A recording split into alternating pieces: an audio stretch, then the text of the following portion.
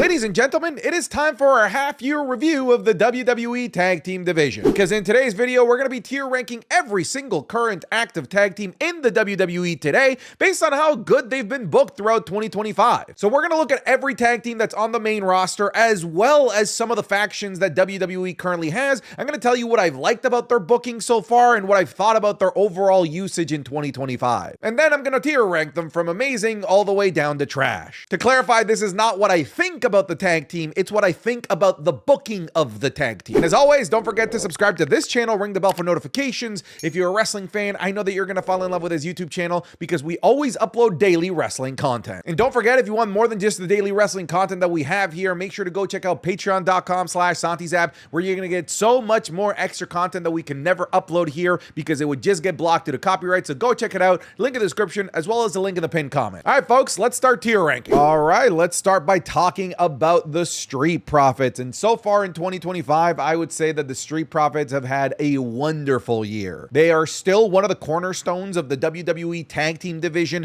The WWE SmackDown Tag Team division really does still revolve around the Street Profits, even if they are no longer champions. They were champions earlier this year, and they were also part of one of the best matches that WWE has put on all year in that amazing tag team TLC match. Unlike many of the tag teams over on Monday Night Raw, the Street Profits are constantly featured on Friday Night SmackDown. They've not been able to get on PLEs, but still, for the most part, they are still heavily featured on SmackDown, typically having their World Tag Team Championship matches on any go-home episode to a PLE usually. But I would say that the missing PLEs seems to just sort of be par for the course for all of the tag teams, not necessarily just the Street Profits. So honestly, if I was the Street Profits, I would consider this an up year. I would say that this is the best that the Street Profits have been used as a tag team since really the NXT days. And I like that they're fully focused in the tag team division. They're not having any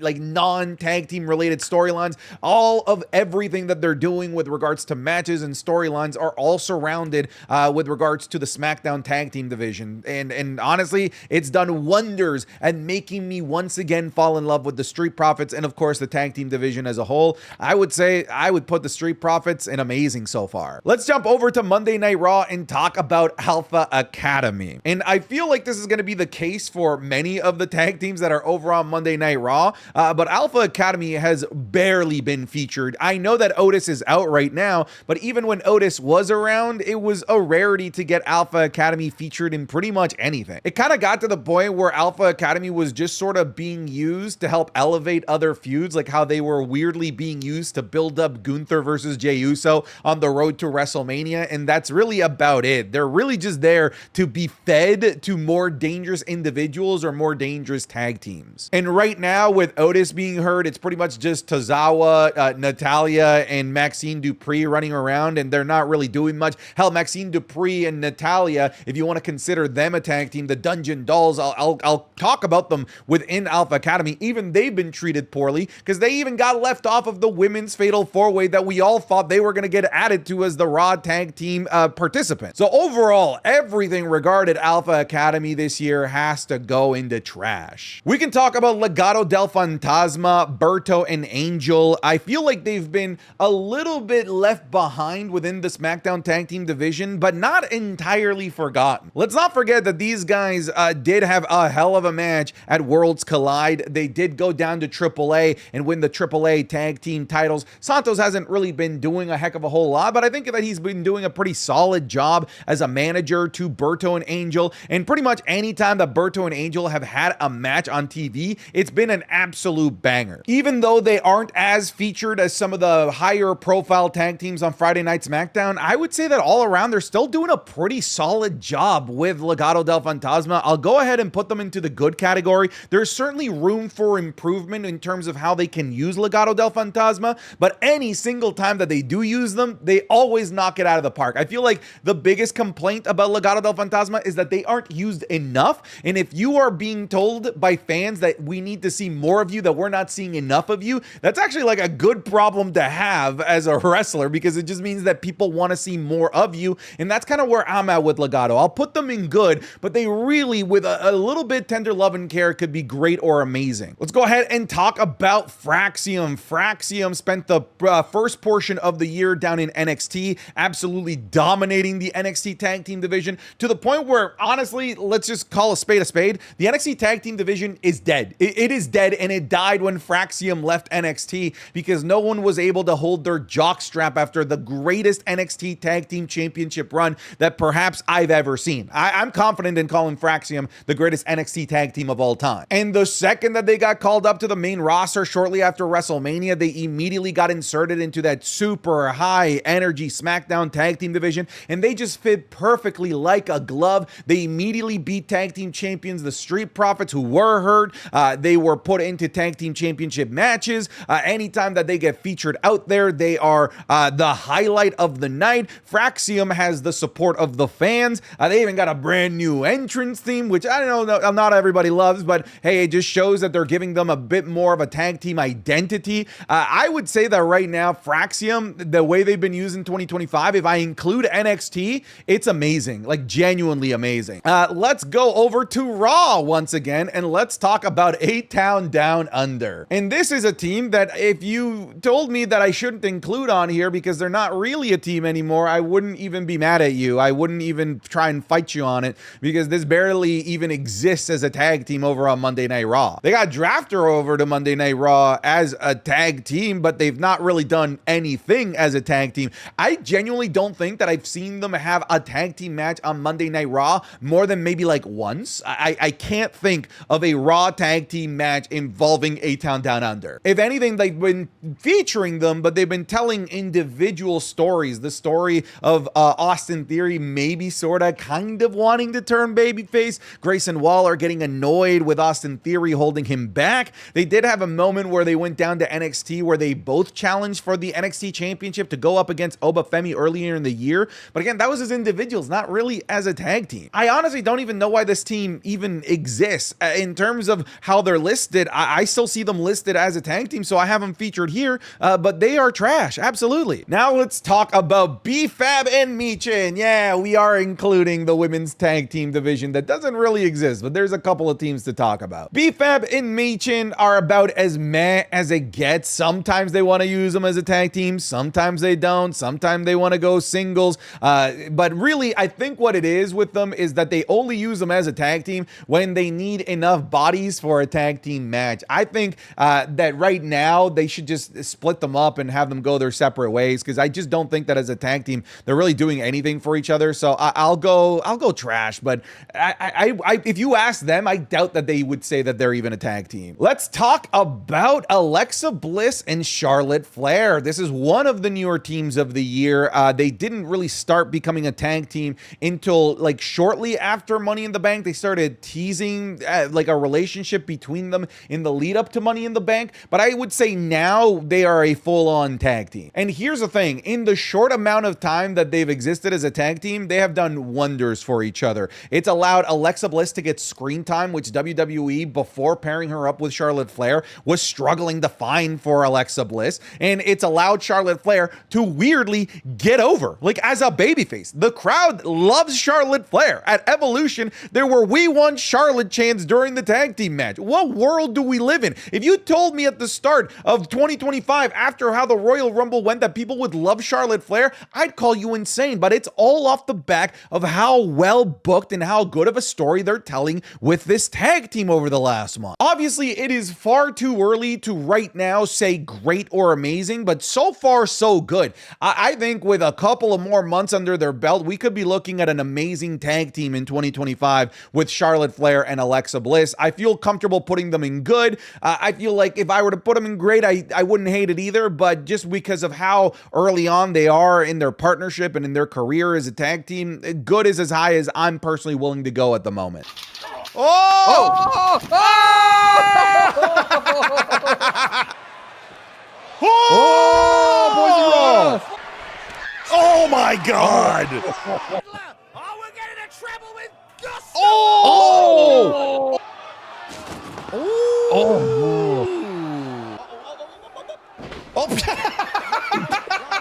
That was a sneak peek of this week's Wrestling is Cool Match Club, available exclusively on patreon.com/SantiZap. This week, we're looking at the absolute banger that is Candice LeRae versus Io Sky at NXT TakeOver Toronto 2. Some kind of crazy backyard wrestling match that I think you're gonna hate, but also love. You're also gonna be getting an insane women's death match from the indies that will blow your mind. Asuka versus Nikki Cross in the first ever last woman standing match. And AJ Lee versus Caitlyn, because we thought that AJ Lee might come back at Evolution. And you're also gonna be getting Rob Van Dam versus Sabu, but that one's gonna be entirely for free. You're gonna get all of these, plus all of the match clubs that we've already done, plus all of the series that we do on Patreon, like the Raw reviews, SmackDown reviews, the John Cena Championship victories and losses series, the currently ongoing Ryback in review, and all of the other series that have already been completed are all available over on patreon.com/SantiZap. Just go over there, try for a month. I'm confident that if you even give it a chance, that you're gonna fall in love with the community and all of the content that gets uploaded there, because it is a lot of content. If you're already a patron, thank you so much for your support, but now let's get you back to the video. Now let's talk about DIY, and pretty much you can take everything that I said about the Profits and even Fraium and pretty much just copy and paste and put it here with DIY Tag Team Champions. They actually made it onto a PLE, which was a rarity for the tag team division, making it onto the Royal Rumble card to have a match against Motor City Machine Guns. They were also part of that amazing TLC match that kind of stole the show during WrestleMania week. They've been featured heavily every single episode of Friday Night SmackDown, different storylines, different feuds, singles matches within the tag team division, tag team matches, tag team title matches. They're doing everything right with DIY, and it's like basically they're doing everything right with the entirety of the SmackDown tag team division. They also go in amazing. Now let's go to American Made. American Made depends on how you want to look at them. If you want to just look at the tag team American Made and Brutus and Julius Creed, they've been doing the absolute bare minimum, kind of similarly with how they've been doing the bare minimum with the entirety of the Raw tag team division. However, if you want to add Ivy Nile and Chad Gable into the mix and really look at them as a faction, I'd say that they're doing better as a faction than they are doing as a tag team, because at the very least as a faction they're featured more. I do think it's criminal that they don't get more matches than they probably ought to, considering this faction holds some of the best workers in their respective divisions, one of the best tag teams from an in-ring perspective in the Creed brothers, one of the best singles wrestlers right now in Chad Gable, and one of the best women's wrestlers in the mid-card that you can have in Ivy Nile. I feel like the talent is all there. It's just that the care for this team and the entirety of the tag team division on Monday Night Raw is kind of non-existent. I think that with these guys, I think as high as I can go is meh. I would definitely not put them in the same category as A-Town Down Under or Alpha Academy, but I also wouldn't say that they are good. Let's talk about LWO. Apparently, they're still a thing. Here's the thing, I couldn't find like a modern picture of them, so I still have this older one, but currently LWO supposedly is Rey Mysterio, Joaquin Wilde, Cruz del Toro, and Dragon Lee. But I really, aside from what their match at Worlds Collide, they really haven't been featured almost at all in 2025. If you see anything related to LWO, it's just for them to get jobbed out in some way, shape, or form to another team. I'm gonna say trash. Oh, I don't even know where. Oh, I tried to put it in May. Yeah, right. Nice try, LWO. Yeah, trash. Next up, let's look at Mello Don't Miz, The Miz and Carmelo Hayes. I think to say tag team might be a little bit of a stretch, mostly because I would say that this is more of a mentorship. I feel like it's more The Miz helping Carmelo Hayes more than it is these guys actually being a tag team. They've had tag team matches, but they've not really been featured in the tag team division. I do think that their backstage shenanigans and their conversations are a lot of fun, but I can't really go higher than meh, just kind of knowing that as a tag team, they kind of don't really exist. It's more so single stories being told in tandem as opposed to being told as a tag team. Obviously, individually, I really do like both of them. I think that they should both be featured heavily a lot more. As it happens, WWE seems to disagree because they rarely feature these guys anymore, which I think is an absolute crime. So I'll go meh, because at the the very least, they were entertaining whenever we do get them on screen. Now let's talk about my family tree. We have Tonga Loa, Tala Tonga, JC Mateo, and Solo Sikoa. It's possible that maybe somewhere down the line, Tama Tonga will be included here, but as of the making of this video, it's just these guys. They are also rather new, but they are, I guess, kind of treated kind of strong, unless Jacob Fatu is there. If Jacob Fatu is there, he kind of just eats them alive. Now, as a faction, you have a pretty weak leader in Solo Sikoa that is just consistently getting pinned by people. Already got pinned by Jacob Fatu a week after winning the title, and then the following week got pinned by his brother in Jimmy Uso. Yes, he did beat Jimmy Uso at Saturday night's main event, but that's kind of where it starts and stops there for the MFTs. I think right now with MFT, I'll go meh. They are kind of book strong, but kind of not. I do like that they've been given PLE spots, and the debuts of members and returns of members have been happening at PLE spots. So clearly, you know, they get booked well in that regard. But I would like for Tongaloa and Tama Tonga to reunite as a tag team and go back into the tag team division, because that's when this group was at its best last year. Now let's look at Pretty Deadly. They've had a pretty horrible 2025. They aren't really featured at all. I know there's an injury happening right now, but even before the injury, they were always just sort of on the outs with the rest of the tag team division. They had a little bit of a moment where they kind of turned babyface on DIY, but then they never really followed up on it. So I'm going to go ahead and put them in trash. Next up, let's look at the Motor City Machine Guns. Motor City. Okay, so they came into the WWE hot. They came in immediately winning the tag titles. 2025, I would say they've cooled down a little bit, but like they're still so heavily featured within the tag team division. But when I look at the teams that are currently in the amazing tier from the SmackDown side of things, I wouldn't put Motor City on the same level as them. I feel like they've been booked just a notch below them, even though they were part of the tandem that got onto a PLE at the Royal Rumble and they were in that TLC tag team match.